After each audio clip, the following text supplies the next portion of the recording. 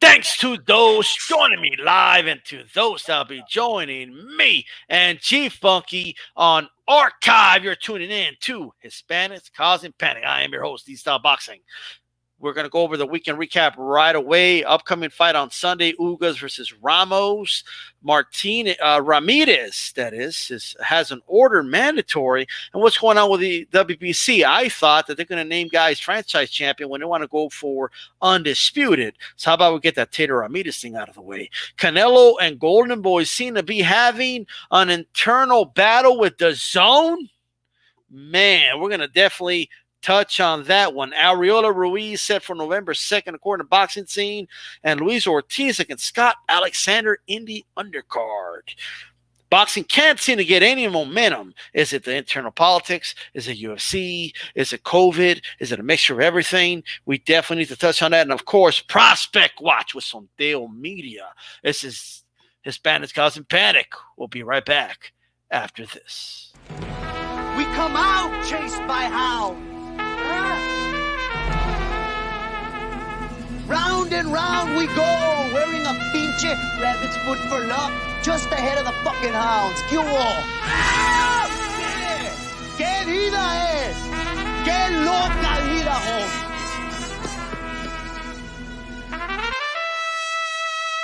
Como decimos en México, hay que dejarnos de mamadas. No hay que... Los cinturones aquí se hacen a un lado. Hay que pelear por honor y por gloria nada más. I invite him into the ring, and like we say in Mexico, we don't fuck around. We don't fight for rings and stuff like that. I don't fear anyone. En este deporte no se viene a jugar y no le tengo miedo a nadie. We don't come to play in this sport. I fear no one in this sport.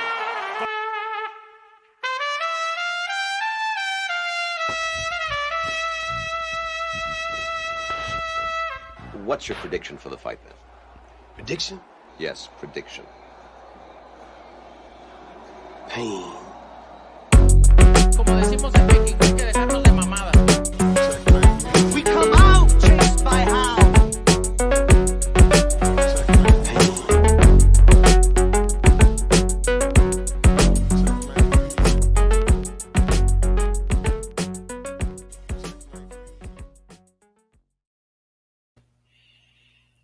What's going on, G Funky? What's the word, man? How you doing? I'm doing well, man. I'm ready to do this thing, man. HCP25, baby. Let's do it, you know? 25, bro. 25 and grow. You know what I mean? And 20, here's to 25 more. And another 25. And another 25. And it's on Wednesdays, a little early today. You know, we may change the time, so just stay posted, guys. But even those that expect the show at 10 p.m. Eastern, guess what? You're still going to catch it. It's still going to pop up on archive nonetheless. You know what I mean? So just keep posted with us. Keep posted on D-Style Boxing. Follow me at D-Style Boxing on Twitter. Follow Chief Funky at Chief Funky 84. You can see it down there in the description. Shout out to everyone listening on the Leave It in the Ring network on all podcast forums. You know, we're definitely proud to be part of the network. Chief Funky, hey, man, have you changed your mind? Have you had to change your heart when it comes to Ramirez Postal? Have you come around, bro? People saying we're blind, dude. Que estás ciego, que no puedes ver. Are you blind? Did you change the score? Did you watch it in slow motion? Slow motion for me? Slow motion for me. Did you watch it in slow motion and change your mind? Did you watch it upside down? Okay, black and white. You know, I need to know all the ways you watch this fight to make sure, right? Did you take an eye test for the fight? What's up, G Funky? No, I did none of that. And, you know, I think if people do that, you know, then I don't know, they're just on another level, I guess. But for me, no, it's a tough fight, man. You know, it was a tough fight. Postal did better than I anticipated. It wasn't that I thought he was a bum or anything like that. It's just I felt like his style was wrong, was a wrong matchup for Ramirez. But credit to Postal, man. He did his thing. You know, I'm not going to come out here and make excuses. You know, was it the best Ramirez? No, absolutely not. I anticipated him to come out the way he did against Hooker, very aggressive. But, you know, that wasn't the case. But I still feel like he won the fight. I still feel like he, landed the harder, cleaner shots all through the night. And, it's on the bigger and better things, man. We want Josh Taylor. Nothing has changed here on my side, man. I know you feel the same way. So HCP ain't running. We ain't running from nothing, man. We want Josh Taylor. Yeah, we're going to definitely talk about that in a little bit. Shout out to Bruce Goes in the chat. Shout out to you, man. I hope you're doing good. Make sure you throw a jab at the like button as you come in. You know the rule. You know what I mean? You press the damn like button. It's free to press the like button. I know that you know this, you funky. You know what I mean? You press the like, they don't charge you nothing. You know, I don't know if people know that. You know what I mean? Good thing to know. But check it out. Hey, I agree with you. I still want that smoke. All right. I want that smoke. Smoke signals, people. You know what I mean? Smoke signals. All right. So that's that. We're going to touch on a little more on Ramirez in a little bit either way. All right. Erislan de Lara beat V for Vendetta, bro. What's up, G Funky? Were you impressed by Lara? What's up?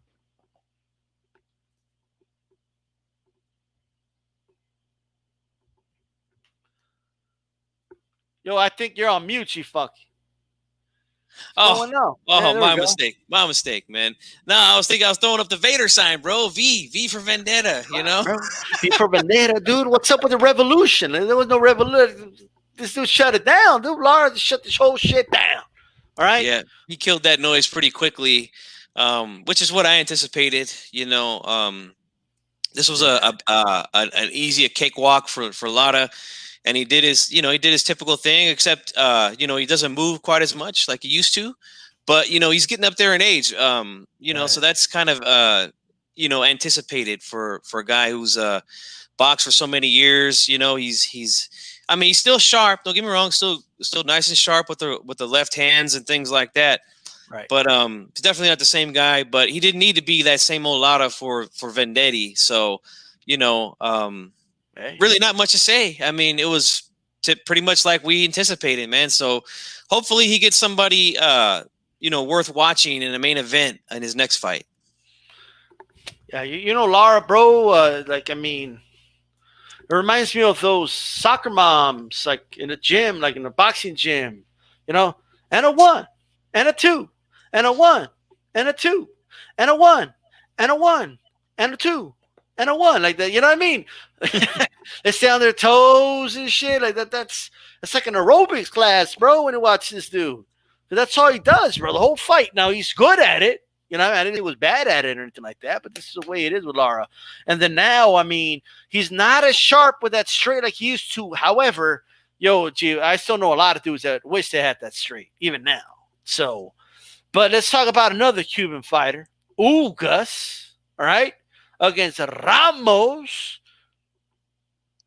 Are you going to go for an upset? I know you're an upset special type of guy. You know what I mean? So are we going to go with that upset special? Just say yes. We can move on, Chifan. Go ahead. As much as I would like to, because I do, believe me, I love to predict upsets.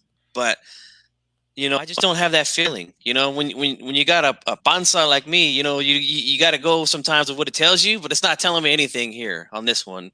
So I'm going to go with Ugas. Ramos is a game fighter.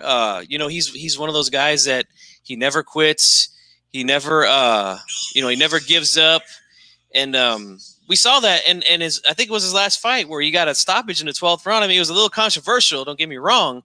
Right. But he was able to get the win, and it was a fight that it looked like he was losing. So he was still trying his best to get the W, and he came through, knocked the guy down twice in the 12th round. But, I think he'll give Ugas a good fight, but I'm going with Ugas, man. I think he's hungry. He wants to make history. I shouldn't say history, but he wants to become the first welterweight champion since Montequilla Nápoles did it. The last Cuban-born fighter in the welterweight division to do that. So I think he's hungry. I think he wants a crack at the big guys, man. He wants to crack at the guys at the top. And, he's got to stay on the winning path in order to do that. So I'm thinking he's going to take it. I'm going with Ugas. Yeah, shout out to, again, Bruce Goes, No Pa Boxellanos, Simon Carnal, and I'll go A-Rod 83 on here as well. Make sure you throw a jab at the like button, as I said. If you're listening on iTunes or Apple Podcasts, give us those 5 stars. You know what I mean? Hey, check it out, Chief Funky. All right? Check this out. So that is that. You know what I mean? That fight's on a Sunday, by the way, guys. It's not on Saturday. It's on a Sunday. All right? So it's not gonna interfere with the ESPN stuff. I got Jamal Herring winning his fight against Oquendo. Oquendo, tough guy, comes forward, puts pressure, has okay power and nothing crazy. I mean, it's about 50% KO ratio, decent right hand and nothing out of this world, but it's his only weapon, I think, against Herring, who's long, 5'10". Okay, the Marine Super 5. Okay, 5'10". I think he's going to outbox him. I think he's going to outbox a Puerto Rican fighter, and I think he'll move on, maybe fight Frampton, and that's a fight we could definitely look forward to.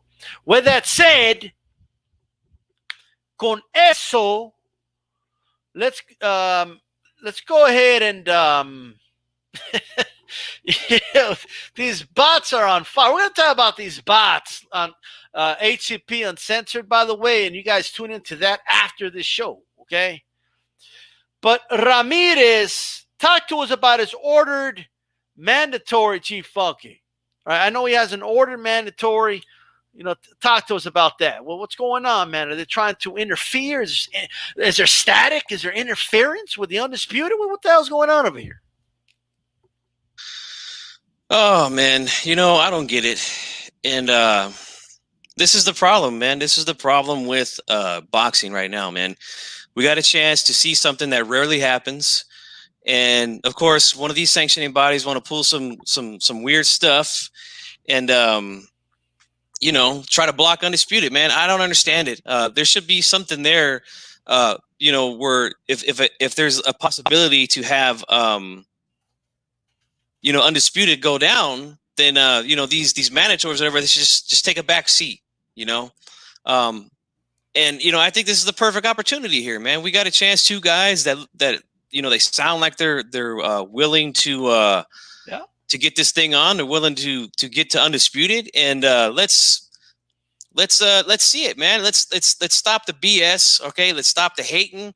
We want to see Undisputed. This is what the real fans want. So let's get this thing on, man. Let's stop playing the games here. WBO. I don't think it's the WBC. I think it's the WBO that's ordering this. So they need to just go ahead and tell this dude, take a back seat, and that's that. Yep, absolutely, man. I mean, look, at the end of the day, I want Undisputed, but I mean, I thought they already had the process, right? Isn't there already a process? Isn't that why Suleiman said, no, that franchise is to go for Undisputed? Why haven't they franchised Jose Ramirez? Why not just franchise him? And let us get this Undisputed fight then, if that's why they're doing it. I keep hearing, all this. This gives a guy an opportunity to still be WBC champ and go for the Undisputed. What's up, WBC? Look, I don't even like Undisputed, but if you're going to be doing it, you got to do it across the board now, right? You can't just pick and choose whoever you like. Be consistent with it. I want the same energy across the board. How are you going to make Vasil Lomachenko Undisputed? All right, even have not Undisputed. I'm sorry, franchised, but you're not going to franchise Jose Ramirez. Why isn't Jose Ramirez franchised? If we're going to go that route, why isn't Nopal on here saying, hey, man, you got to franchise Jose Ramirez? What's up? What's going on, G Funky? It sounds like a bunch of hypocrisy, G Funky. What's going on here? Why not franchise them and let's get this Undisputed fight underway? Why not just do that? Why not? I don't know what the difference is. I don't even know what the criteria is to become a franchise champion. All I know is that the guy's been in there with some champions. Obviously, he's got 2 straps on. He's defended his belt a couple times, and he's took a belt from a guy, and now he's looking to grab another 2 belts in the division. So, what's the deal here, WBC? Let's pull the franchise card out so we can get Undisputed here, man. Stop with the games. Stop, just picking and choosing, whoever you want to become franchise. Like, this guy is trying to become Undisputed, man. And these sanctioning bodies trying to stop it, man. This is complete bullshit. I'm not for it. And this is the fucking problem with the sport right now, man. We have a chance to really know who the best guy is in the division. Now, don't get me wrong. There's some guys there that either one of these dudes could fight if they become undisputed, you know. But we got to get somebody to be undisputed first, man. And that's what I want to see. So let's stop the games. Stop the games, man. What's with these games? All right? What is this? Peter Piper Pizza 1999 and shit with the arcade games? Well, why are we playing all these games? Huh? What is this? This boxing and not a game console? What's going on over here? What's going on, Reggie? How you doing? What's going on over here? We ain't playing no games over here. We want that smoke. We want Taylor. We want Taylor versus Ramirez. I'd rather it happen and Ramirez lose than it not happen at all. I'm not a fanboy like a lot of you guys out there. I ain't built like that. I want that smoke. I want that fight. I'd rather go for the glory and my guy lose, all right, than never even get the fight. Because I'm a boxing fan in the first place because I want that fight, all right? So Josh Taylor fans should be right alongside Jose Ramirez. By the way, I like both guys. I'm just, you know, got to pump up the fight, G-Funky. You know what I'm talking about? You know, but at the end of the day, along side by side, demanding this damn fight because I want two things. One, I want this fight to happen for Undisputed. Okay? I don't give a shit the fight's in England. I don't care if the fight's in Mexico. I don't care if it's in Phoenix, Arizona, Las Vegas. They could fight in, you know, inside a dark room. They could fight in Eddie Hearn's backyard. I don't give a shit where this fight's at. Just make the damn fight happen. G-Funk, they can fight in my backyard. They can fight in G-Funky's grass for all I care. I just need these two dudes to fight. That's what I want. That's the first thing I want for sure. The main thing I want. But the cherry on top, what I also want, I need this battle of the bands, G-Funky. What's up? I need the pipe band versus the mariachi band. All right? I need the dudes with the bagpipes to go mano a mano with the mariachis, dude. The mariachis, I mean, we got all types of weapons. We got trumpets. Okay, we got all types of shit. Okay, we even have singers and shit. We got the whole now. I'm not like that verse with the names. I know G-Funky probably will know all the names of all the instruments. You know what I mean? We got violins and shit with the mariachis, bro. We're well versed. You know what I mean? These guys keep telling me, oh, Josh Taylor, he's more well versed than Jose Ramirez. Nah, dude, the mariachis are more well-versed in the pipe band, bro. But I want that battle, G-Funky. I want that smoke. You know what I mean? Before the fight. You know, go at it. You know what I mean? I want to see the mariachis put these dudes to shame. What's up? Are they up for the task? Is the pipe band going to show up for Tater, or are they scared of the smoke? You tell me, G-Funky. What's up? I don't know, man. They might be scared. I've never seen any bagpipes come out for any fighter except for Roddy Piper back at WrestleMania 1. And that's back in 1984. Yeah, so, what's up? You know, the mariachis, they're always there, man, for all the Mexicano fighters that come out. So, you know, they ain't afraid of no smoke, man. But, hey, that would be cool to see, just like Sanchez and Gomez, you know, back 40 years ago. That would be a great thing to see. I love instruments. I love music. You know, I'm a musician myself. So if I could get music and boxing in the same thing, man, and that's all good for me, man. But, you know, the mariachi is going to win, man. We got this one, man. We got this one in the bag. What's Pun up? intended. Bagpipes going down, baby. That's what I'm talking about right there. All right? Well, we need to battle the bands. I don't give a shit what anybody says. I'm going to be repeating that shit. I guarantee you that shit's going to happen fight night. All right? And you remember who brought it up, by the way. It's only a matter of time before some fucking, you know, media person takes the idea and runs with it like they made it up. Okay? I got fucking receipts. All right? Battle the bands. All right? Just like G-Funky said, when Salvador Sanchez fought Gomez, the salsa band went at it with the mariachi band. Okay? Promoter Don King came up with that. All right? But at the end of the day, we gotta get it done. You know what I mean? Let's do it. Now, with all that set aside, J-Funk, are you still rolling with Ramirez? What's up? Of course, man. Nothing has changed here with me for Ramirez and Taylor. I still feel like Ramirez is going to beat him.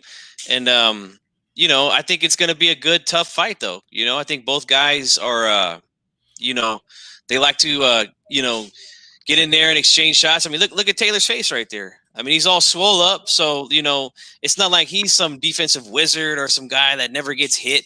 I mean, you could even see Postal's face was getting marked up pretty early in the fight with Ramirez. So I don't, nothing has changed for me. I know there's some guys that are, right away abandoning ship. I don't know after this thing, like styles make fights.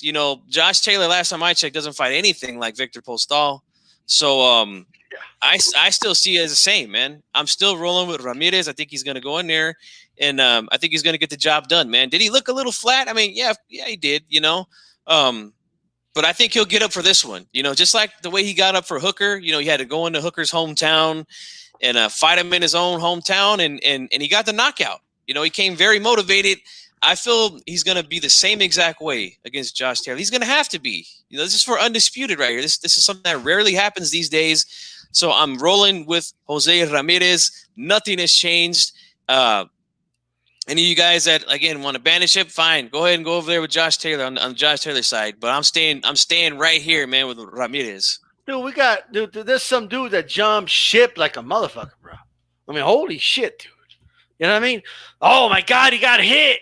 Oh, no, I don't think he could be Taylor now. Like, what the hell's going on over here? Like, what? Like, if it's not normal to get hit or something. Look, a lot of Josh Taylor fans got a little upset with me, Chief Funk, because I was calling him Quasimodo, right? But look, man. Oh, what you don't know is that it was a headbutt that caused that. It wasn't a punch. Like, come on, dude. All right? Dude was getting lit up by Prograis, all right? So credit to him. He could take a punch. But in all seriousness, guys, this fight's a war, man. You know what I mean? Not only is it for Undisputed, not only are the stakes high, it's not just that. It's going to be like a fight of the year candidate, if not the fight of the year. This is a fight, man, to make, dude.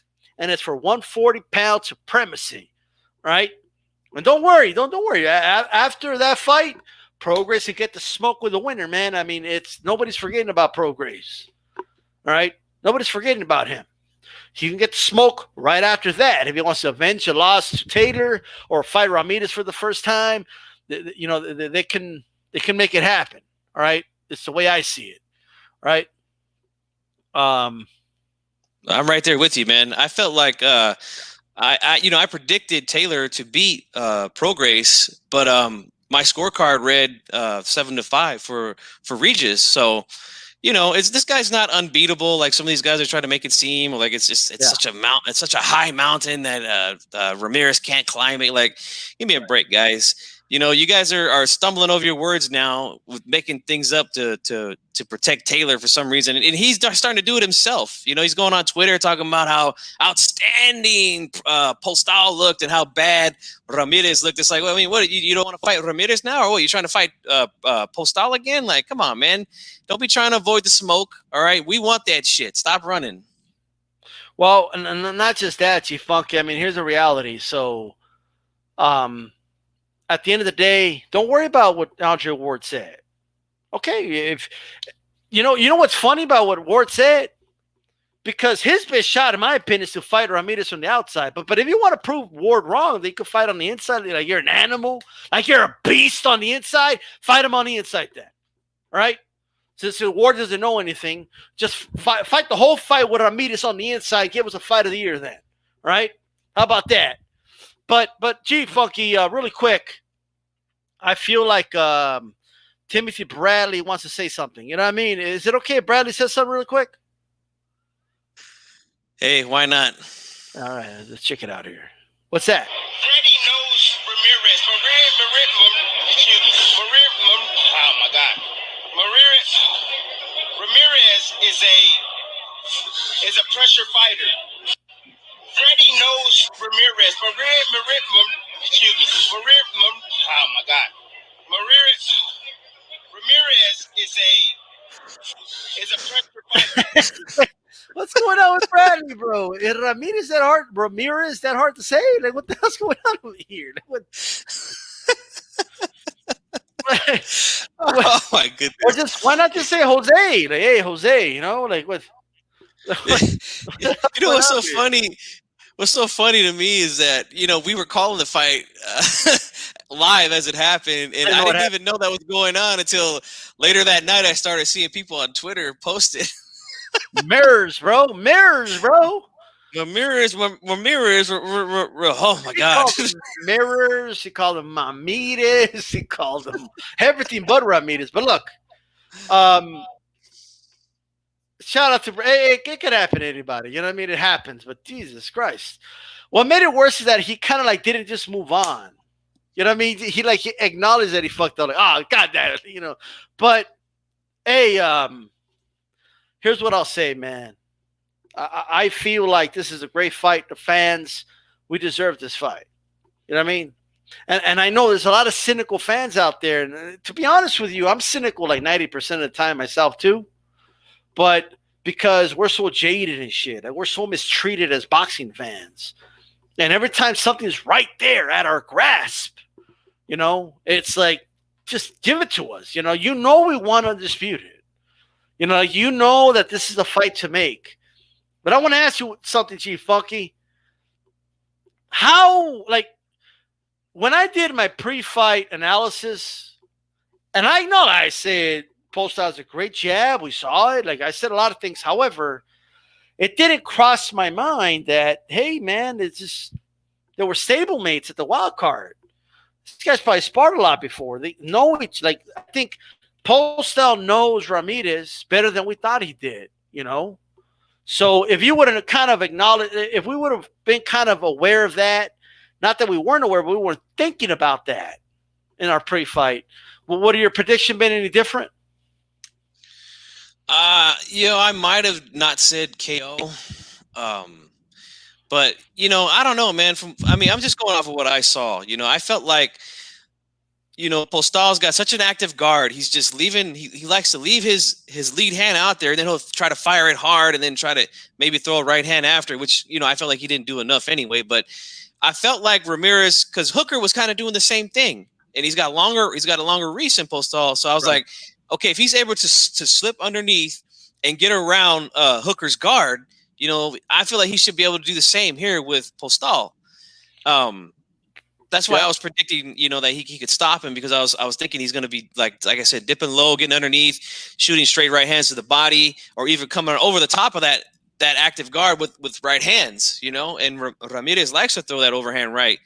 So that's why, I predicted what I predicted. It was, like I said, it wasn't because I felt like Postal was a bum or anything like that. I just felt like something like that, where him leaving his chin out there, he could get clipped with something big and get hurt. And I mean, he did end up getting hurt, but it was with the left, like a half hook, half uppercut sort of deal that Ramirez was throwing that night. And, but yeah, I mean, it could have changed my prediction. I just didn't even think about that, man. So, hey, it is what it is, It was a tough, close fight. And I don't see nothing wrong with guys having these close fights. Like, it's not the end of the world. Let's stop panicking. It's still the same deal, man. Ramirez is going to beat Taylor, man. That's what I say. The Texan says, Bud had a good in and out game. Every time Postal put too much weight on his front foot. Absolutely. No, Paul.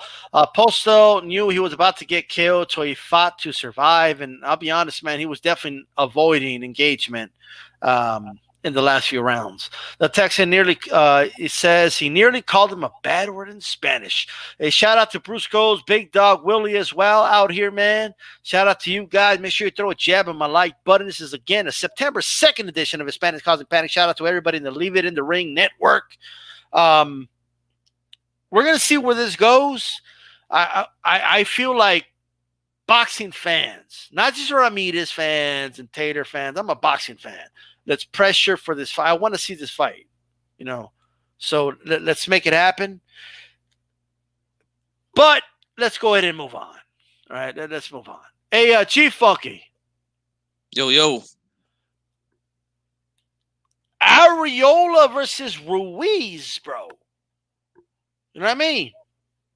November 2nd, according to Boxing Scene. What are your thoughts on that fight? Well, I mean, it's another fight that we've been getting a lot of during this pandemic. You know, I feel like it's going to be a pretty easy fight for Ruiz. You know, Arreola is a guy who I felt should have been out of there at least 2 fights ago. You know, I mean, don't get me wrong, he's tough, and you know, he's definitely earned his position to say, you know, I'm going to quit when I want to quit, but I feel like he should have quit a couple fights ago, man, at least for his health. You know, this fight would have been a hell of a fight about 3-4 years ago, you know, but unfortunately that's not the case. It looks like they're trying to get Andy back on track with a nice soft touch. But who knows? Arreola might have a little fight in him for, you know, maybe 4 or 5 rounds. But, you know, I don't anticipate it going 12. I feel like Andy's going to stop him. And, you know, we see some things happening, man. There's some things brewing here on this card. And we're going to touch on that, I think, a little bit later. But as of right now, I feel like Andy's going to go in there and get Arreola out of there. And hopefully we get something good from him after this fight, man. And I think it is going to be a good fight, you know.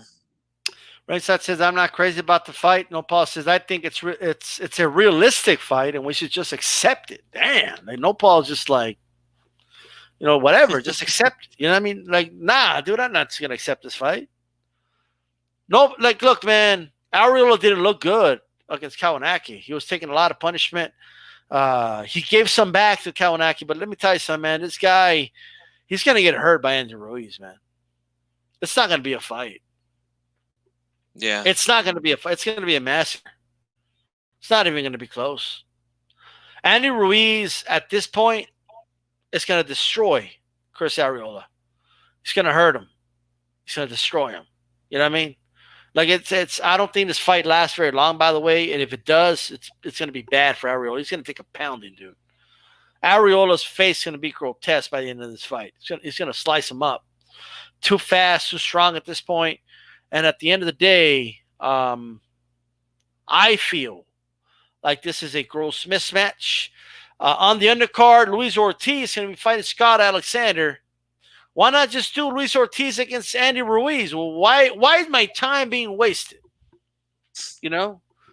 If they're going to fight on the same night, why not just put those two in the ring? Luis Ortiz versus Andy Ruiz. Just do that fight. Why don't they just give it that fight? What's going on, G Funky? Yeah, I think it's just one of those things where they want to showcase both guys to try to get fans interested. I think, you know, I anticipate the same with King Kong. I think he's going to go in there and get rid of this dude, and I feel like that's going to be the next fight, man. Ruiz versus Ortiz, and that is a hell of a fight, man. I mean, I know Ortiz is you know, he's getting up there in age, but he's definitely hasn't shown the kind of signs like Arreola has in the ring. You know, he's been stopped a couple of times by Deontay Wilder, but who hasn't Deontay Wilder stopped? You know, just Tyson Fury and Stavern in the first fight. So, you know, I mean, that's not really saying much. You know, everybody seems to go to sleep against Wilder. So, and plus I felt like he was doing well in the second fight. You know, he got hit with something big and couldn't recover. So I think that it's a good fight, man, and hopefully they get it done quickly. This way, you know, our boy Andy here, you know, we know he has problems with you know, maintaining his weight and being in good shape. You know, there's no weight limit in heavyweight, but still, you can't be ballooning up the way that he did against Anthony Joshua. So hopefully they book these things and he stays his ass in the gym. This way we can see the best Andy Ruiz. We can see the best Luis Ortiz, man. But I'm anticipating the same thing. I think both guys are going to go in there and get the job done, and we're going to see that fight in the future, man. I think it's a good fight. Chris Gallardo, I appreciate you being here, man. Appreciate your thoughts as well. I'm going to touch on your other comment a little bit, but he says Ruiz should have went against Shar for the WBA regular heavyweight championship. That we can force AJ for a trilogy. Well, look, I mean, obviously, I think that would have been an easy fight for Ruiz. Probably easier than the Arreola fight, believe it or not. But because I'm not that impressed with Shar at all. This dude hasn't fought in forever, dude. I can't believe Manuel Shar is still a champion, dude. Manuel Shar has naked pictures, okay, of the WBA president or some shit. He's got something, okay? I don't know what he's got, but he's got something on that dude, all right? ain't no way this guy can have a belt for that long. I don't care if it's that secondary world title belt, right? That's ridiculous that this dude hasn't fought in so long and he's still holding that damn belt. Hey, but Chief Funky, go ahead and, touch on that. Well, what do you think? You think Ruiz should have gone that route or just avoid that altogether? What's your opinion on that? I kind of feel the same way you do about it, kind of the same thing here, except he's just not as old as Arreola. So I would say no. I would just say, go this route. At least I think the first 4 rounds could be pretty exciting here with these two. We know Arreola's got some fight in him. We know he's not going to give up. We know he's not going to quit.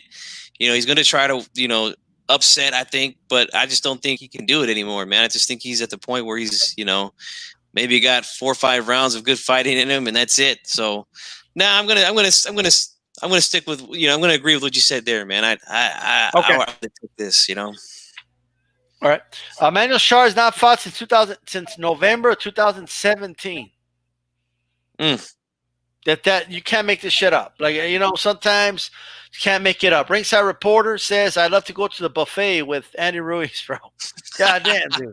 You'll be there for a while, too. You better know what to talk. You better have topics to talk about. Yeah, that dude ain't going nowhere. All right? Nowhere.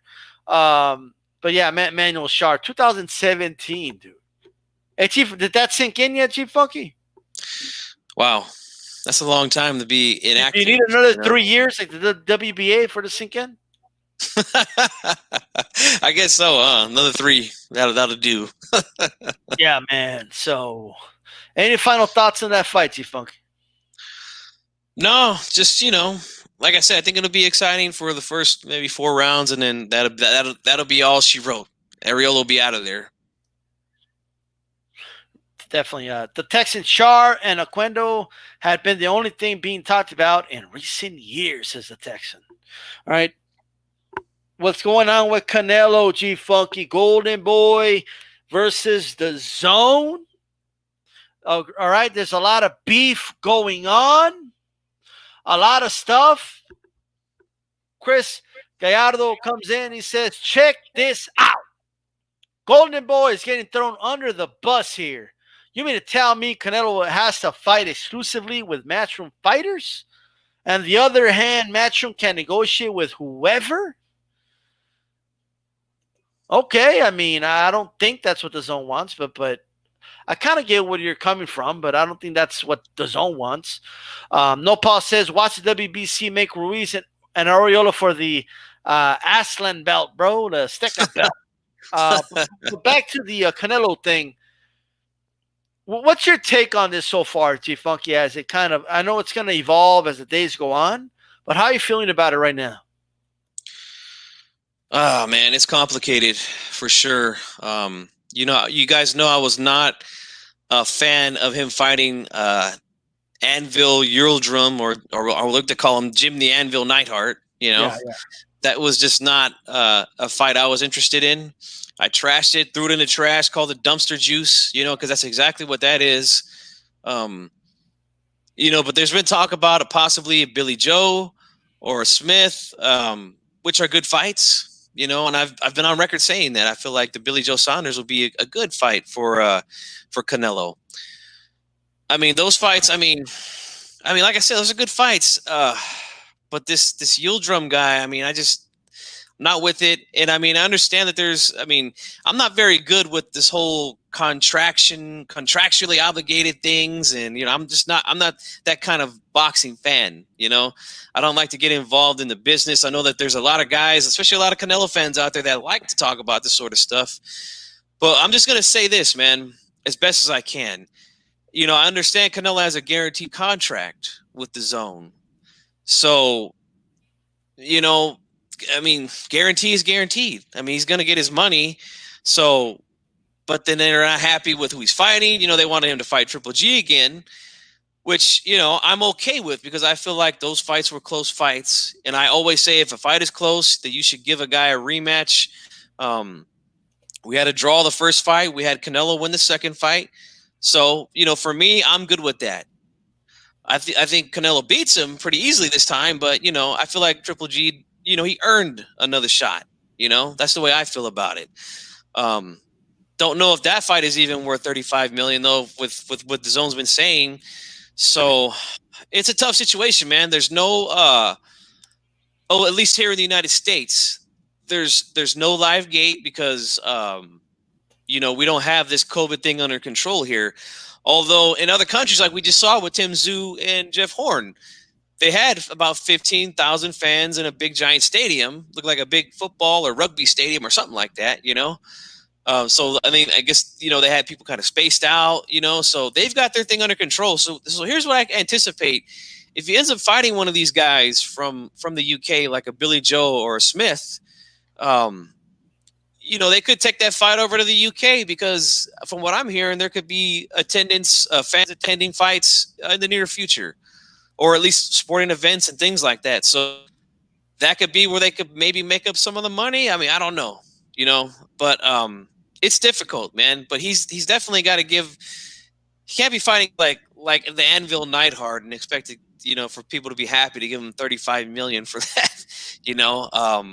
Yeah. But you know, hey, I mean, it's Canelo. He's the face of boxing, whether anybody likes it or not. So you know, I'm not going to really be upset with him unless he fights Anvil, the Anvil Neidhart. You know. Well, check it out, man. First of all, Nopal says the DAZN does not consider Bully or Billy. I'm sorry, Billy or Smith premier fighters, so they want him to fight them for 50% of his pay. Right? Sonteo says, "What's up to the chat?" You also watch the WBC. Oh, I already read that, but I mean, obviously, I know that Nopal is going to side with Canelo no matter what. You know what I mean? Like, there's some Canelo fans that no matter what, you guys just side with Canelo. So you kind of, like, I kind of know where you're going to come from, right? But I'm kind of torn with this a little bit, you know? Because I'm with you. I don't want to watch that fucking Anvil urine fight. But the DAZN is tripping. If they're really saying, none, but not Callum Smith or Billy Joe, like, you know what I mean? Like, that's ridiculous at that point. Yeah, those are good fights, man. Like, you're losing me at that point. You're losing me at that point. And what are you doing? You know what I mean? Like, you signed Canelo. Those are the guys available. What do you want? You know, like first, let me just say this. The DAZN made their bed. Now the DAZN needs to find a way to sleep in it. All right? So I'm all for saying no to certain fights. Dude, but you can't. Like, those are unrealistic expectations. Right? Like, oh, no, but I mean, Callum Smith is not a premier fighter. All right? Look, at the end of the day, those are good fights. Callum Smith's a good fight. Billy Joe Saunders is a good fight. Okay? Pay him his contract. Like, you know what I mean? Like, you could pay him, okay, well, what do you have on contract for those fights? Get the fuck out of here. All right? I'm telling you, those are good fights. I understand that the DAZN came out and they wanted this to be, you know, like, hey, we're not pay-per-view. I get it. You know what I mean? We're the alternative to pay-per-view, the death of pay-per-view. You know what I mean? Nah, dude, what they didn't realize is that it's the death of them. That contract was stupid the moment you signed it. You shouldn't eat that $19.99 a month. Get the fuck out of here. You should have charged $5.99 a month like ESPN Plus does, okay, and have pay-per-view fights the way the UFC does. You know what I mean? That's what you should have done. You should have still kept Canelo on pay-per-view and charged less per month for the regular DAZN subscription. That's what you should have done. Your model sucks. It sucks. It's what it is. Vale verga el pinche model. I'm sorry. Let's go over. Well, you're right, Chris. They did pay for Triple G versus Rose. They did pay for that. But you don't want to pay for Canelo versus Callum Smith? Are you out of your fucking mind? Canelo, Billy Joe Saunders, are you out of your mind? You don't want to pay for those fights. Oh, we want premier fights. Well, we can't, look, man. In the end, all right, this is the contract you sign with a guy. You know what I mean? You got to honor it. You got to honor the contract. And if you don't want to honor it, DAZN just let him go then. It'll be better for boxing if DAZN just lets go of Canelo. I'm telling you that right now. Just have a mutual breakup, okay? Like, hey, it's not working out. We can use the $30 million per fight that we're paying you. We could buy some other fights and start buying fights, DAZN. And don't tell the whole fucking world what your budget is. Just buy fights. That's it, okay? As simple as that. Just give us good fights. And just let Canelo do his thing. If Canelo wants to fight a nobody, let him try and sell that on pay-per-view. Let him take the loss. If Canelo wants to sell, then he could go on pay-per-view. All right? As simple as that. I think they just need a mutual breakup is what they need. I honestly think it will be best for both parties, believe it or not. Oh, no, Batista. What do you mean? You wanted to let go of Canelo? Yes, that's what I said. I'll say it again. A mutual breakup. Both sides need to just go their separate ways. Now, here's the problem. I don't think Goldenboy wants that. Goldenboy is getting paid for cards, all right, because of this Canelo deal. So I don't know if that benefits Goldenboy. And I don't know where they would go. They would have to work with ESPN, with Fox. Goldenboy was going to have some issues with that, but figure it out. It ain't my problem, right? Or just work with DAZN. They could buy fights.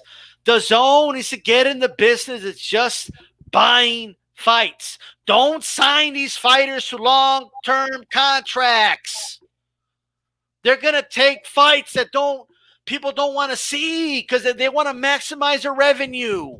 They're going to practice low risk, high reward. It's what they do. All right, that's what these fighters do nowadays. And you're enabling it. All right?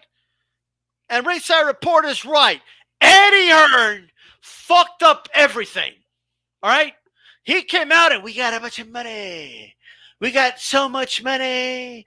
I remember when Eddie Hearn was bragging about how he can offer Garcia, Mikey, that is, more money than he's worth because, hey, he's got money to spend. What the fuck are you doing? Like, I have every dude and his mama wanting millions and millions now, okay? It's getting ridiculous. Stop overpaying fights. This is what you do, okay? You tell two fighters, hey, you guys, it looks like you two would be a good fight. We got $3 million. You could split it in half. Do you want the fight, yes or no? That's it. If they say no, you offer to somebody else, right? I think that's what DAZN should do. They need a mutual breakup, bro. Canelo needs to move on. Canelo's a pay-per-view star, bro. Go back to pay-per-view. That's honestly going to get us better fights with Canelo anyway, right? Because, the bigger the threat, the bigger perceived threat, the more it's going to sell, and all that good stuff. You disagree with anything I said, Chief Funky? No, man. I mean, at the end of the day, the contract says, he's guaranteed money. So, like you said, if he wants to take a fight that's not a big risk, then what's stopping them? What's stopping them from doing that? Just like if I could go back to the pro wrestling that you and I like to talk about sometimes, just like when a lot of the big names left WWF with the WCW, they had guaranteed contracts. They didn't have to work every night. They took it easy. They took it light because they had guaranteed money. So, I mean, it just, what do you expect? DAZN, if I could quote a movie, Menace to Society, when they were getting ready to lock up one of the main characters, that the cop was interrogating him, he's telling him, look, hey, man, that's exactly what DAZN did. You done fucked up. So, you fucked up. Either pay the man the money that you owe him or let him pay him his money. One or the other. Pay the man his money, bro. Callum Smith is a good fight. Shout out to Retro Boxing Talk. Yeah, we all knew it was coming. We all knew this shit was coming. All right? All right, it's time, dude. Like, first of all, don't blame Canelo for all your failures, DAZN. Okay? And nobody told you to pay Gennady Golovkin all that money to fight Steve Rose, bro. Okay, I don't know who was negotiating these contracts, dude. You know, they were just throwing money around, bro, like making it rain and shit. All right, were they drunk when they signed this fucking contract? What the fuck were they drinking, bro? That must be some good shit. What the fuck they were smoking?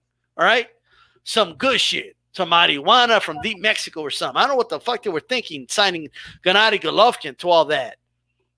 Right? That was fucking ridiculous. And they're giving Canelo all this money. It's ridiculous. Right? Like, you know, if you want to make a deal with Canelo, right? And the deal is, hey, Canelo, we're going to give you $35 million if it's an opponent we approve.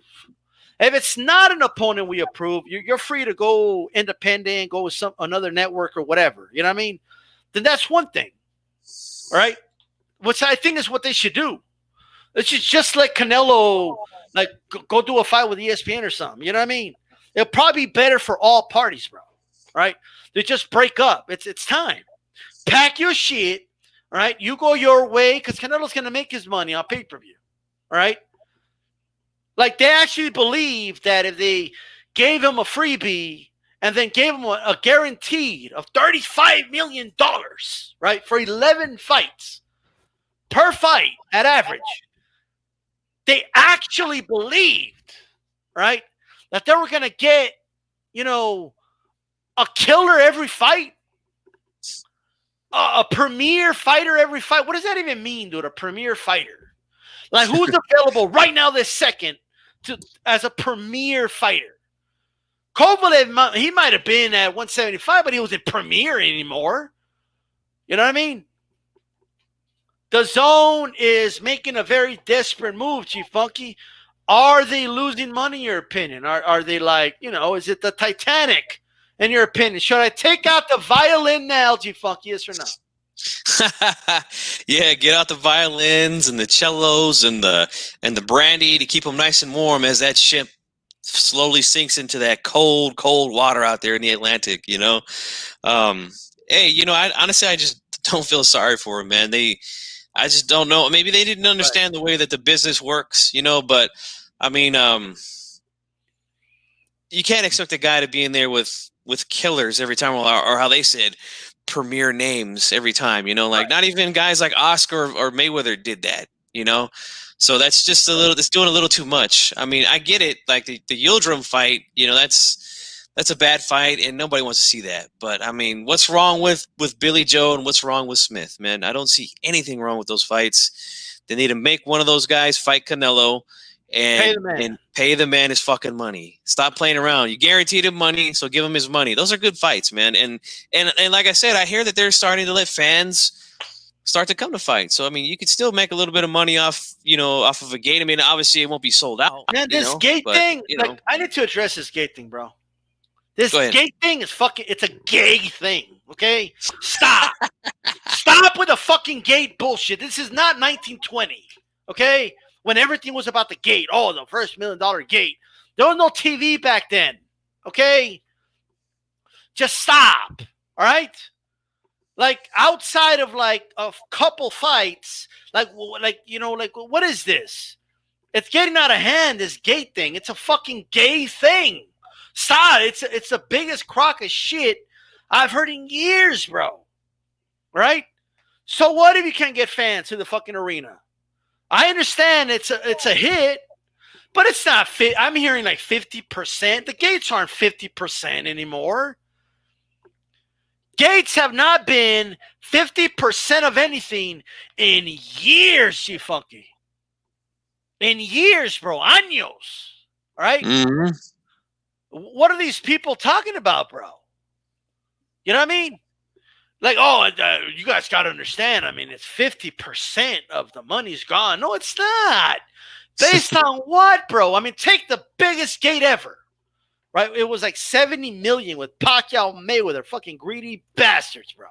Okay, gave us a damn sparring match. We got a sparring match. But they made like 300 million in pay-per-view. That's not half. That's nowhere near half. Does that sound like half to you?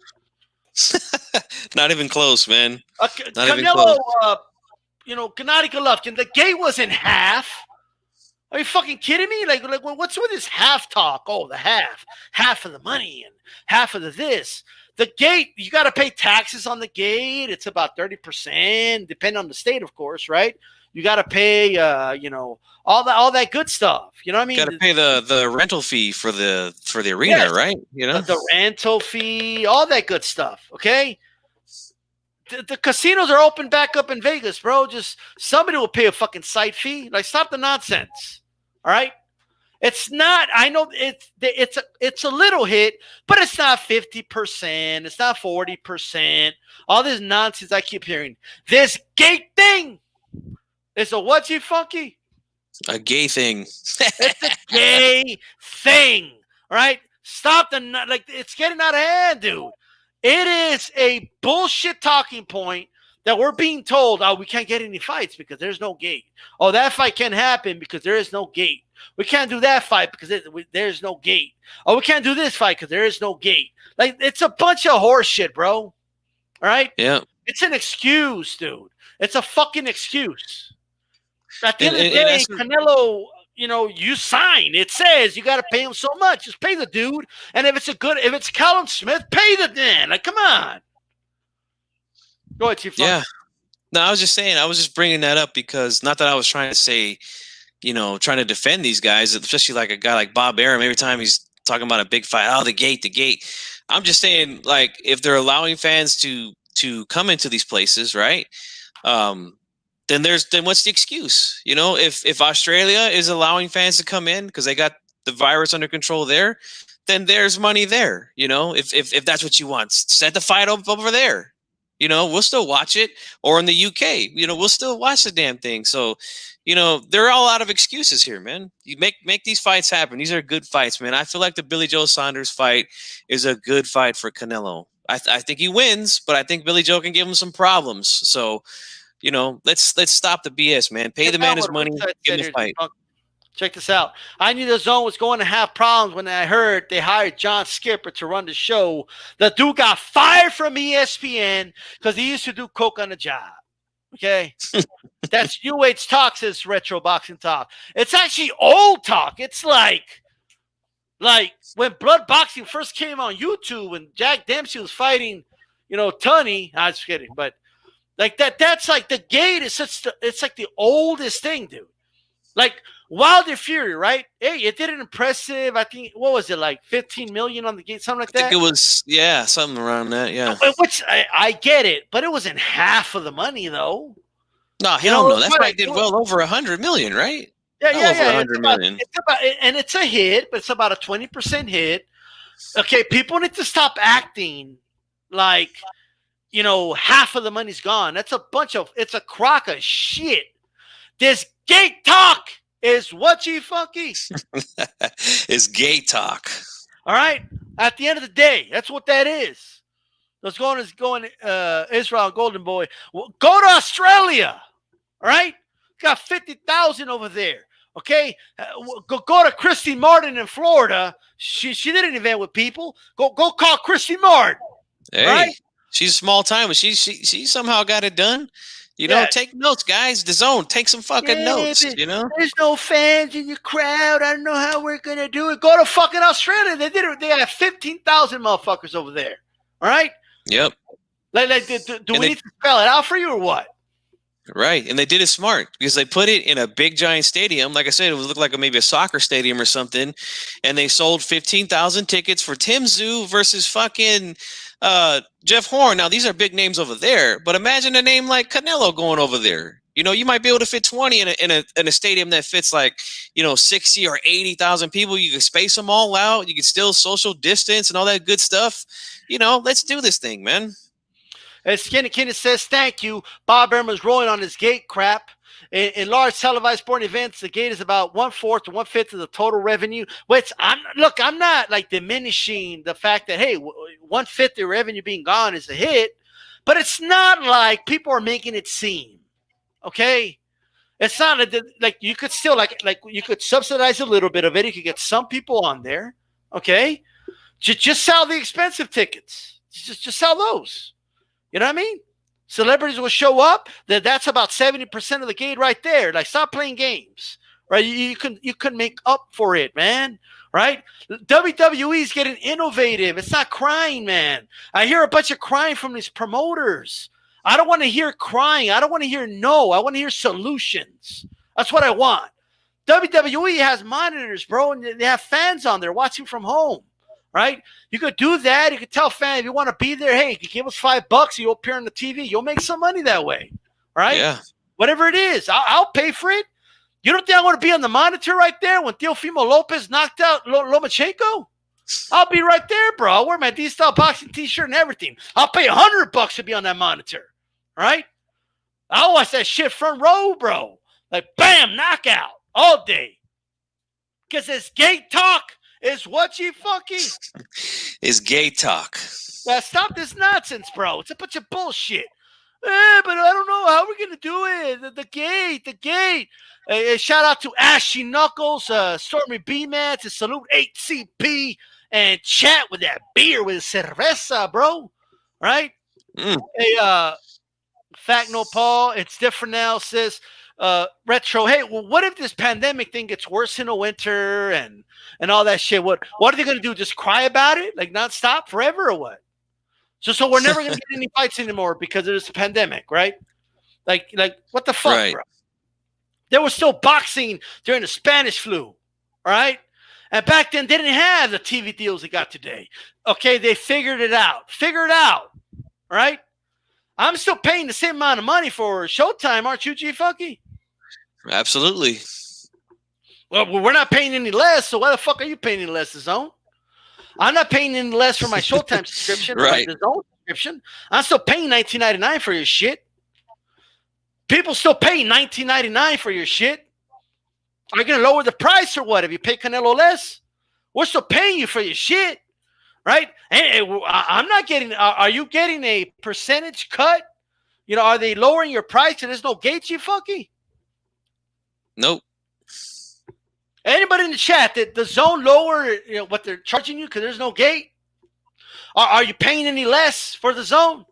Are you paying Showtime any less?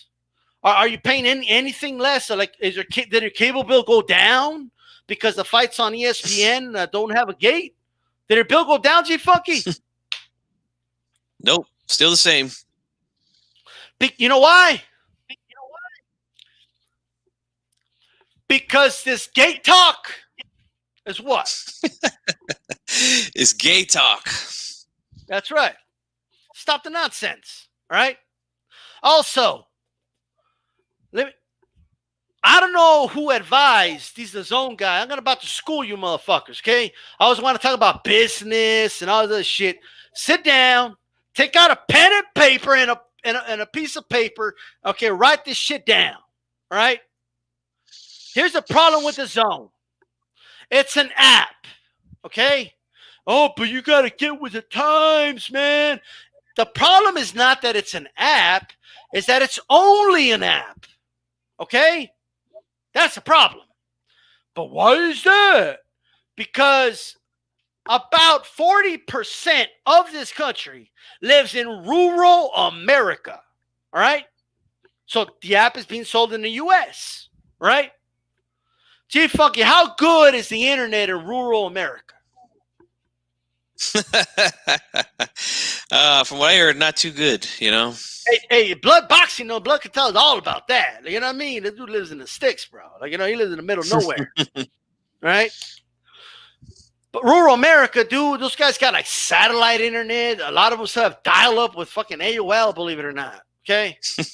You can't watch live fights with that. Are you fucking out of your mind? And even though, like, the speeds are there for like satellite internet, but they watch one fight and they're out of gigs for the month.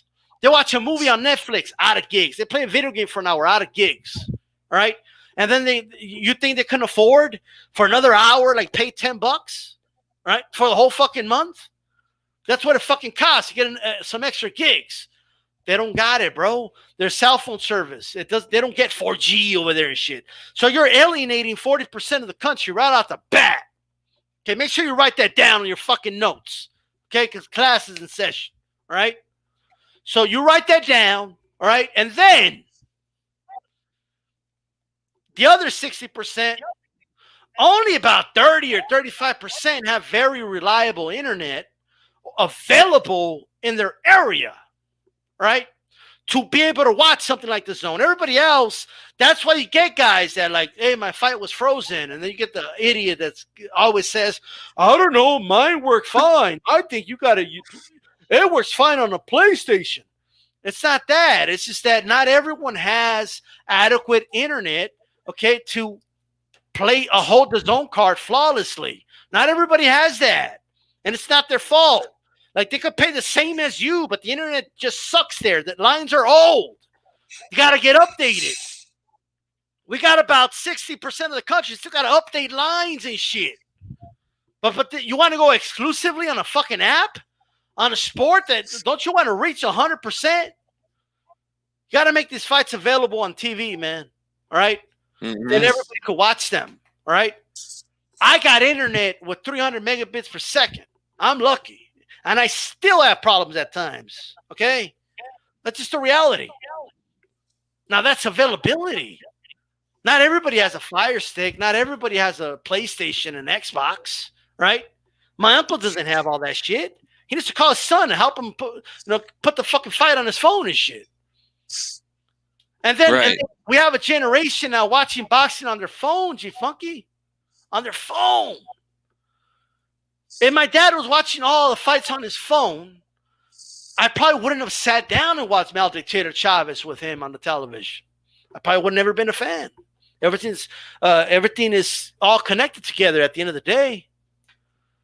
You know, that the generation, influence from father to son is being affected with this, right? Because you have people on their phone watching fights by themselves. Now that's okay if that's you. But wouldn't you rather have it on your TV? Less and less people are watching on their television unless they have like a PlayStation X or 5. But you still got to go buy that shit. And then you have boxing, a niche sport right now. If you make it like, if people got to log into, change the input on their TV and find the app, download the app, pull out their credit card, pay for it, and then write down somewhere so they don't forget, when it renews, and then kind of figure out the app and find the fight, hope it plays. Dude, that's a lot of work. Look, I just went over it. What happened? Just going to channel 150, and that's it. Yeah. Like, you're making it more difficult for people to find the shit. So the problem is not that it's an app. The problem is it's only an app. You got to be available in more ways than one. Like when ESPN puts on a fight, outside of the ESPN Plus shit, but when ESPN puts on a fight, okay, the reality is, right, it's available on an app as well. When Showtime puts on a fight, you could watch it on, it's an option. You could watch it on an app as well, right? We're not ready to go 100% apps. We're not ready for that. And right now, the reality is UFC is app only at the moment. Rural America's not watching them either. So that's why we need boxing on TV. All right? G-Funky, any final thoughts on this DAZN thing? No, it is difficult at times to get the shit to work. I had to, I had to go into great detail on how to use this damn app when I was going to buy a new TV, because I've had problems because I have an iPhone, I have the DAZN app, and it was having trouble streaming onto Samsungs of people, that I knew. I'd go to the house like, hey man, there's a fight on, can we watch it? Yeah, go ahead. I try to connect it, I can't connect it, or there's something wrong with the app or whatever. I don't know, man. It's strange, man. But I wish it was more than just an app. Like you said, TV is just a lot more convenient. You just turn on the damn TV, grab the remote, put the channel on, boom, the fight's on. Don't have to go through all this other stuff, man. So it is frustrating at times, believe me, man. And not only that, like when I was watching the Dillian White Povetkin card, I heard it wasn't just me, but just a lot of people were complaining about how it was kind of going in and out. I missed over half the fight, the Taylor Pursoon fight. So yeah, they got to get their thing together, man. But it's like this though. Like, I went to a friend's house, right, and I tell him about the fights. Yeah, put it on, right? Put it on his TV. Now he's used to watching Netflix and stuff, right? But Netflix isn't live, so it doesn't use as much bandwidth, you know. Yeah. So we're watching, and it kept freezing. You know, it's like, I don't know why it's freezing. I never have issues with my internet. I knew why.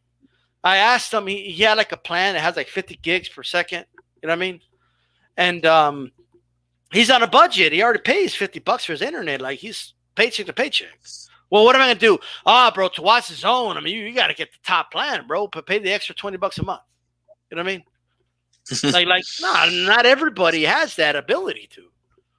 So it's not just that people are like, oh, I only have to pay the $19.99. You know, like, okay, but you also have to pay for the top's internet speed. If you happen to have that anyway, that works for you. But not everybody has that. Not everybody like plays video games all day, and you know what I mean. Like, not everyone needs those speeds. The zone mix, you have to have those speeds. That's a problem, bro. All right. Yeah.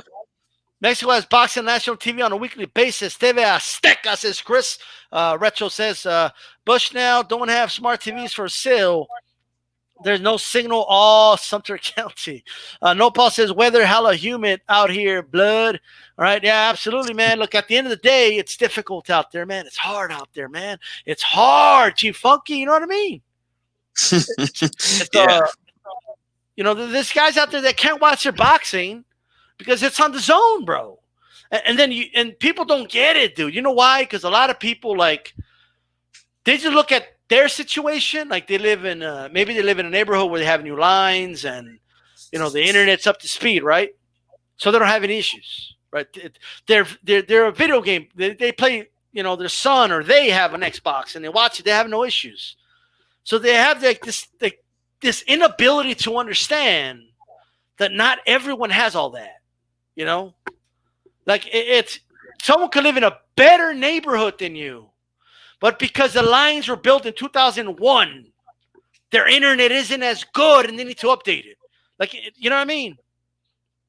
And not to mention doing a lot of poor areas, bro, that's a heartbeat of boxing. Like, boom, boom, boom, boom. That's a heartbeat of boxing. A lot of poor areas, bro. Like, they take the longest to update those lines. Got horrible Wi-Fi, right? Like, in this city, dude, I know when I'm in a poor side of town because I'm getting no signal on my cell phone and shit. You know what I mean? Mm-hmm. So, like, that's a heartbeat of boxing. What are you doing? Like, these zone execs need to talk to these style boxing, bro. All right, that's what they need to do. I'll lay it out for them. I'll lay it out like you're alienating 60% of the country, bro, right off the bat. And you're making it more difficult. You're not making it easier for people, man. At the end of the day, I appreciate you only wanting to charge $29.99. Tell you what, just tell me to fight $29.99 on pay-per-view on my TV. I'll buy it. I know not everybody's going to buy it, but I'll rather just order it, know it's going to work, and not worry about it, than hope it doesn't fucking freeze on me. You know what I mean? Because, and I'll tell you why.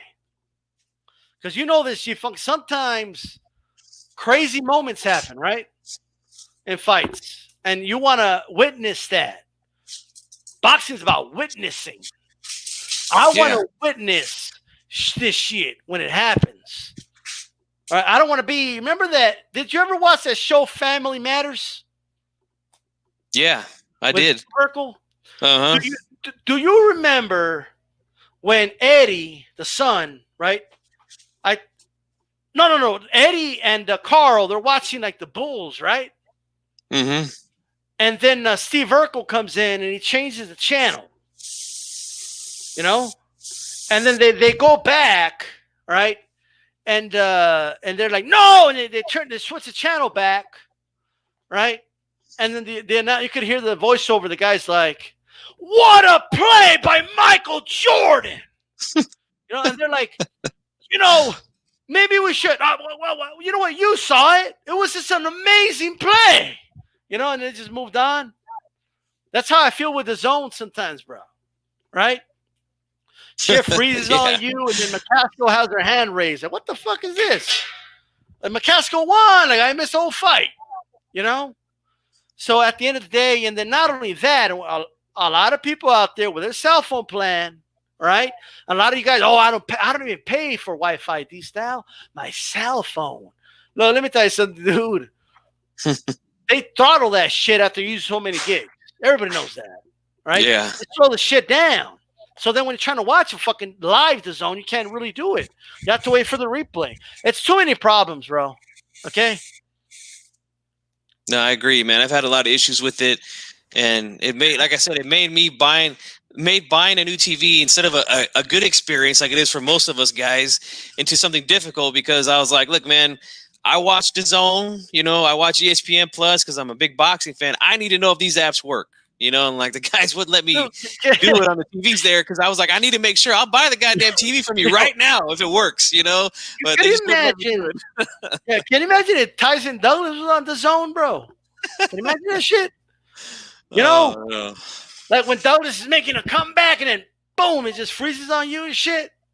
Mm-hmm. Oh shit, what the fuck? I don't know what happened, bro. You know, dudes will be till this day. Will be like, yo, yeah, I remember that. I mean, I remember because I went back to watch it, but I didn't watch it live. I missed it. You know what I mean? Mm-hmm. Like people missing this, like you know what I mean? Like fuck that shit. All right. Blood says, nah, we watch it like that. These styles, sorry. It's whatever, right? But this gate talk is what you funky. Gate talk. That's right. It's so hard to say goodbye to yesterday. All right. Great work, fellas. I'm Nice voice, subscribing. That's right. Hey, Chief Funky, what's up with boxing, man? It can't seem to get any momentum. You know what I mean? It's like week after week, and we talk about this, right?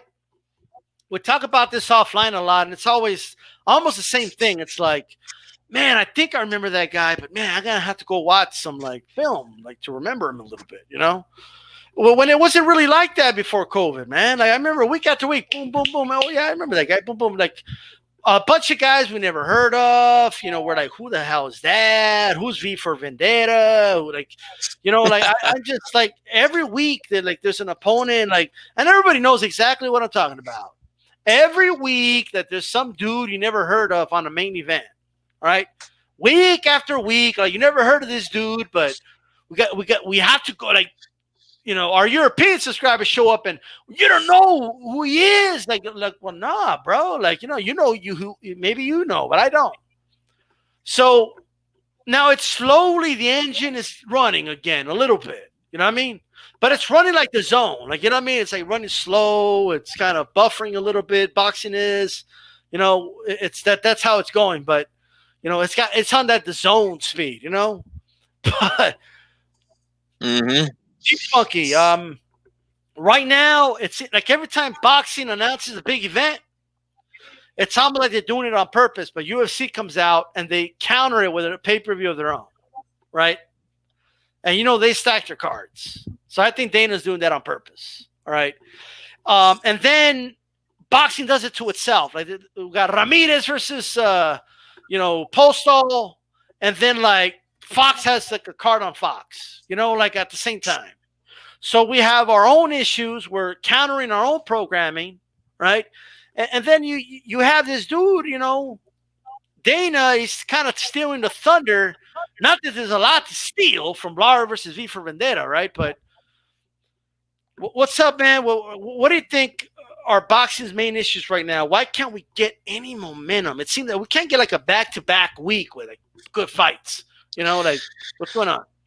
Yeah, it sucks, man. I mean, don't get me wrong. Like, you know, I'm glad that, you know, we got boxing back and it's, you know, we've been getting a lot of fights, but they're just, like you said, they're just not a lot of big, exciting fights. And, you know, too many mismatches in the main event. We just had, in my opinion, what was the biggest fight since the pandemic hit here in the U.S., which is Ramirez Postal. So, you know, I was plenty happy with that. I was plenty excited to watch that fight, but yeah, it's just not enough. You know, it's just but you know, I feel like you know, in the end of the year coming up, you know, we're approaching that the end of the last quarter of the year. We got some big things coming up. You know, we got the Charlos on pay-per-view. We got Lopez versus Loma, which is a great fight. Tank versus Leo Santa Cruz. Spence versus Garcia. And then we got the two old guys fighting on pay-per-view, and possibly a Canelo fight, you know, depending on what happens. So I feel like we're going to end the year strong, but yeah, it's been hard to gain some momentum. And, you know, Dana White has been, you know, he's been taking advantage of that by stacking his cards and putting them on the same night as boxing. You know, PBC, they've been putting on, I mean, boxing is, like I said, it hasn't really been like, well, they have guys like Lara on there. They put him in there with Vendetti, who no one's heard of. Right. And the main event is two guys that, you know, pretty much a lot of hardcores haven't heard of. So, you know, it's been tough, you know, but I've been riding it out. Like I said, I'm a boxing fiend. You know, I need my fix. And I feel like at the end of the year, we're definitely going to get our fix, man. I feel like they're going to come strong. But it has been a struggle, you know, but I've been waiting patiently, man, and we're almost there. Hey, by the way, make sure you guys jam my like button. All right, let's get those likes up. It's free to press it. If you're listening on a cell phone, just press that X on the top right corner of the chat, and it'll show it for you. You know, make sure that like button does turn blue. All right. Black Caesar on here, man. How's it going, man? Jay Dixon, you know, how are you, man? Good to see you and all that good stuff.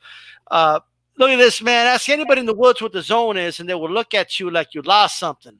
They would think an AM radio station. They only have AM Bush now. This is crazy, bro. All right. Shout out to Retro Boxing Talk, man. And for those in the woods, you know, that listen to the podcast form, shout out to you guys. Okay. If you have a cell phone and you have iPhone, you could listen on iTunes. It doesn't use any of your gigs, and you could listen to Hispanic Causing Panic on the Leave It in the Ring network. Just letting you guys know, okay? Chris says UFC is weak. I like this guy already, bro. Like, and he knows what he's talking about. You know what I mean? They can touch a little and they go to the ground for 4.5 minutes unless they put a timer on that gay crap and never watching that bull. God damn. Because that gate talk is what, you funky? Gate talk. That's right. All right. Anytime somebody brings up the gate, all right, you let them know HCP sent you. You just say, hey, enough of this gate talk. It's spelled Gayte. Okay, enough. Right. Now. By the way, I'm you know, it's just the way we are, man. We're just getting around. Okay, we mean it like dumb, you know, that way. Okay, but anyway, with that said, Ramirez versus Postal was the only fight I wanted to see so far, says Jay Dixon. And you know what? Top Ranker is stupid, dude. Why didn't you do that fight on September 15th weekend? Right. What's up? It's right here. Like, you know what I mean? Like, what's maybe, you know what? Maybe they thought that there was going to be a Canelo card. You know what I mean? Maybe that's what happened. But do you think when the DAZN made that pussy move and foul back and let the UFC like finish their thing and then let Canelo Kovalev go fight, you think that emboldened Dana White? Because I think it did. But what are your thoughts on that? Oh, yeah, of course it did. And, you know, we went in, we ripped them a new one for that. I mean, that was just embarrassing, man, to have all those fans there in a sold-out MGM Grand waiting. They're all on their phones watching the fight or trying to get updates on the fight. We're over here trying to watch this fight, Canelo Kovalev, and these guys are laying on the fucking couch, you know, waiting for the damn UFC fight to end. That was just embarrassing, man. They better not ever do that again, man, because that was just terrible. They just threw the boxing fans under the bus, which is really pushing that company. So they gotta get their act together, man. That's insane, man. Don't ever do that shit again, or G-Funk is unsubscribing to that to the DAZN, man. That's just dumpster juice 101 right there. Like you guys, you know what? I'm gonna tell you, Joe Lopez 40 ounce on you. What's going on, bro? I'm gonna tell you, Chief Funky. I'm gonna keep it real. The MMA fans were laughing at us, and you know what? Like, there was nothing I could say. What do I say? You know what I mean? Well, what am I supposed to say? Like, how we you know, they fell back with your biggest star. Like, you know what I mean? Like, what am I supposed to say? What do I say to that, G Funky? Can't say anything because they main event or what? Canelo's last is the main event. How about that? All right. But like, Maybe, no, like, yeah. That's a way to look at it. we're gonna have to say that, by the way. Okay, we're gonna have to say that against who since '92. A coup. Hey, that rhymed. You know what I mean? But I don't want to hear this gate talk anymore. All right, I don't want to hear it no more, guys. Enough of the excuses and jab my like button. Make sure it turns blue. All right, it's free. You could do it for free, dude. You know what I mean? Like that supports the channel. Believe me. All right. Now we're going to bring on Sonteo Media. And I want his thoughts on this before we kind of move on. Andrew Charles on here. Let's salute D-Style Chief Funky. How's it going? And stay tuned, guys. HCP Uncensored on G-Funky's channel. I'll put the link before we go there. But Sonteo, man, how's it going, bro? I'm doing well. How are you? Hey, how you What's doing, up, man? bro? What's happening, G-Funky? I'm good, man. How you doing? Good. First of all, Sonteo, tell everybody where they can find you, bro. You can find me on YouTube, Sonteo Media. You can find me on Instagram, Sonteo_media. You can find me on Twitter, Sonteo_media. You can, my Facebook is up, but I don't really update it. Well, make sure you guys, follow Sonteo. Look, man, he does interviews with fighters on the spot. Like, you know what I mean? So make sure you guys support him, man. A lot of fighters he interviews and stuff, and he was out there in the where was it? Was that Fantasy Springs with the Ortiz fight? Yeah, that was Fantasy Springs. You know what I mean? The dude got a hotel and everything, bro. Went over there to interview them. You could hear Ali sit back in the background, like, "Hey, Ruiz," and all that good stuff. You know what I mean? He's hanging around with the cool kids. But in all seriousness, man, support him. Well, what are your thoughts on Theo on this Canelo DAZN situation? And what do you make of it, bro? Yeah, I mean, I paid for DAZN year subscription up front last November. Right. So I got that Kovalev fight, and what else? Nothing. Let me ask you something. Did they, give you a little refund because of COVID or anything like that? Nah. Did they give you a little refund because there's no gate? Nope. Okay, well. So what do you think, man? You think they should just pay Canelo, man, for, Callum Smith fight, what they contractually agree to pay him for fights?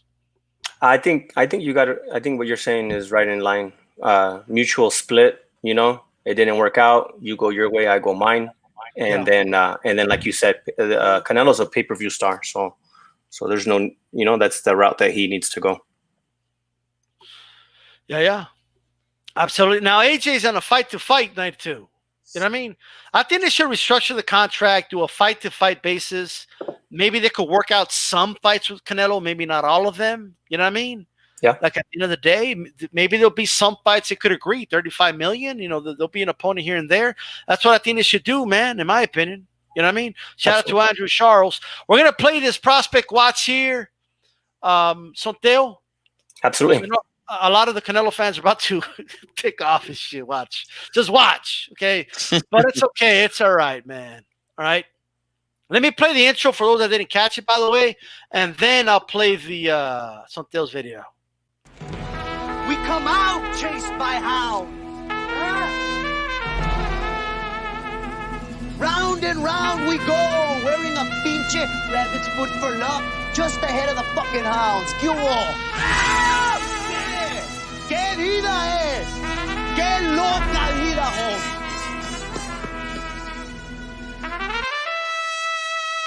Como decimos en México, hay que dejarnos de mamadas. No hay que... Los cinturones aquí se hacen a un lado. Hay que pelear por honor y por gloria nada más. I invite him into the ring, and like we say in Mexico, we don't fuck around. We don't fight for rings and stuff like that. I don't fear anyone. En este deporte no se viene a jugar y no le tengo miedo a nadie. We don't come to play in this sport. I fear no one in this sport.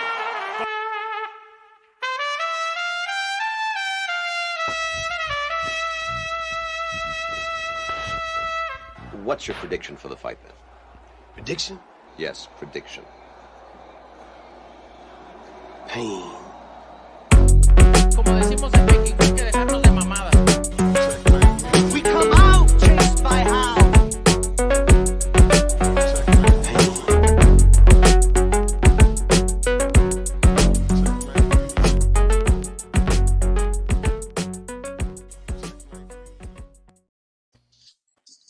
taking an L early in your pro career doesn't mean you can't become a world champion. And just recently, we have Joshua Franco. That's a perfect example of taking a loss.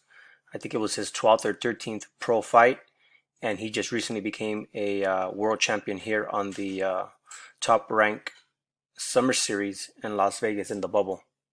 So I'm going to name 4 prospects who lost in 2019. It was the first L of their career, who I think are still going to be world champions. Carlos Balderas is 9-1. He's from Santa Maria. He is an Olympian from 2016. He was promoted by Richard Schaefer's Ringstar Sports, who's connected to the PBC brand, and he lost to a rugged opponent in Ontario there on Fox.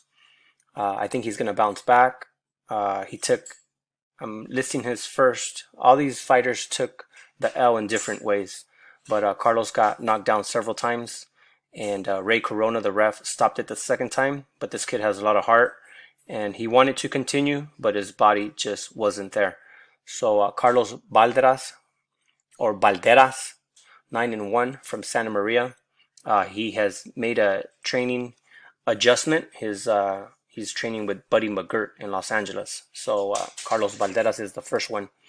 Then I have Ruben Rodriguez, who took the first L in 2019 versus Abraham Martinez. Abraham Martinez is a real strong fighter who just fought this Saturday on the Irislandi Lara card.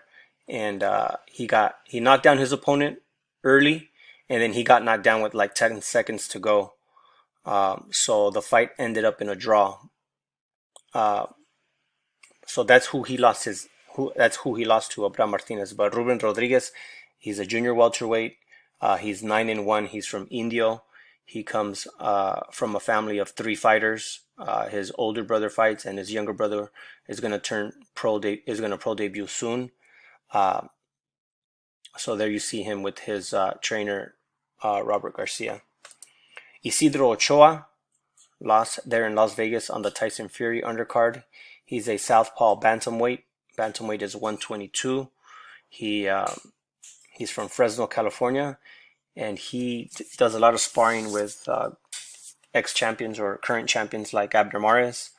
And as Abner Mares was preparing for that fight versus Gervonta Tank Davis, he needed southpaw sparring. So Isidro Ochoa fulfilled those sparring sessions for Abner Mares. 7-1 Isidro Ochoa from Fresno, promoted by Top Rank. And then Genaro El Conde Gamez, there's a typo in his last name. His last name is Gamez, G-A, is 10-1. He's already come back and got another win under his belt after taking his first L versus Luis Feliciano in 2019. He's a lightweight.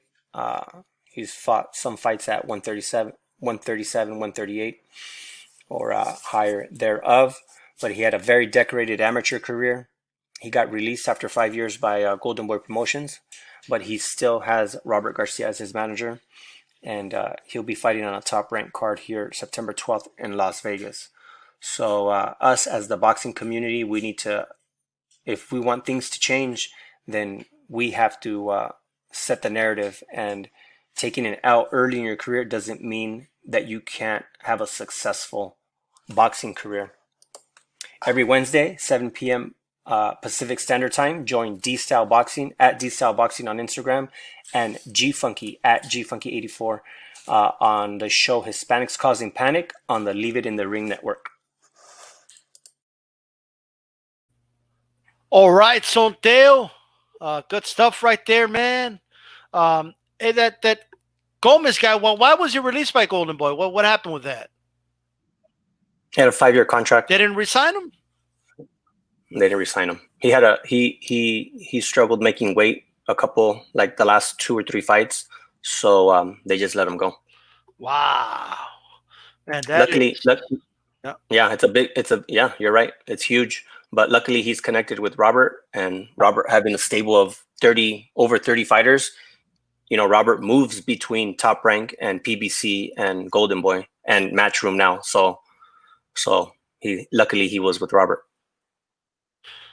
Definitely. Hey guys, the HCP Uncensored is going to be live right now. I'll be joining G Funk in a little bit. All right. Make sure you guys go over there, man. Give a thumbs up. Give it a listen. He'll put a link out so we could, chop it up as well. You're invited too if you have time, Sonteo. But yeah, man, let me tell you something, man. That makes me want to see him like beat a Golden Boy guy, now. But yeah, man, resign the guy. You know what I mean? But I get it. Things happen. Hey, look, fighters lose early. Bernard Hopkins lost his first fight. The Olympian, the Cuban guy, Ramirez lost his pro debut. You know what I mean? He just avenged it, but hey, it can happen. The great Sanchez lost early, and he's an all-time great. At the age of 23, these guys can rebound, and that is a lesson to be learned. Shout out to Sonteo. I want to thank you, man. Hey, give us some final thoughts, Sonteo, before I wrap this HCP up, man. I think we've been caught up in that Floyd Mayweather 50-0 undefeated era, and we get caught up with that. But all these kids or all these young men, took L's. There's just a perfect example that's in the chat and others. But just stay behind them. I think the one that lost in the most dramatic way was Carlos Valderas, and he got dropped, and then he got dropped again in another round, and you can see the kid didn't want the ref to stop it, and even when the ref finally waved it off, his body kind of collapsed on top of the ref. He was so drained, but he's from a good family, and his younger brother boxes with him as well. He's another professional fighter, but it doesn't mean that it's the end of the road. It doesn't, So all these, it's boxing, and you can get caught at any given time, and we just gotta get away from that. We just gotta get away from that undefeated streak, because that mentality, right? Yeah, that mentality, exactly. I agree, man. And let me tell you something. Sometimes when guys have a tough fight, this is a generation now where guys think, oh, he had a tough fight, and I don't know if he's going to be the same. No, sometimes tough fights make guys better. Absolutely. Because dominating doesn't do anything for you. You know what I mean? So that's just the way it is. And Ignatius said it, but look, takes balls to fight, so in the second fight. Look, that fight made Lomachenko better. Right? Lomachenko realized, hey, you know what? This ain't the amateurs. This isn't fencing with gloves. They're going to hit you in the hips. They're rough in there. You know what I mean? They're going to put their back to the ref and hit you down low where the ref ain't seeing it. So that it is important to kind of know that, right? I want to thank you again, Sonteo. We could do it again next week, man, for these prospect watches. All right. Make sure you guys stay tuned for that. Subscribe to Sonteo. Subscribe to Chief Funky 84. Hey, man. Hey, guys. I put the link in the chat. I want to see everyone go to HCP Uncensored right now. Okay. The link is there. I want to see the numbers dropping now. Go to HCP Uncensored. Go show Chief Funky some love, man. I'll be over there myself in a little bit. And for Sonteo and for everybody else, shout out to you. Really quick for Skinny Kitty says, if it's an American fight in the zone, non-Golden Boy, and you have not heard the zone date for them yet, you will never hear the date for them ever again on the zone. Man, is that something or what? All right, one more time. I'll put the link in the chat. This is D-Style Boxing. You have a good one, Sonteo. You too. Peace. Panic causing panic.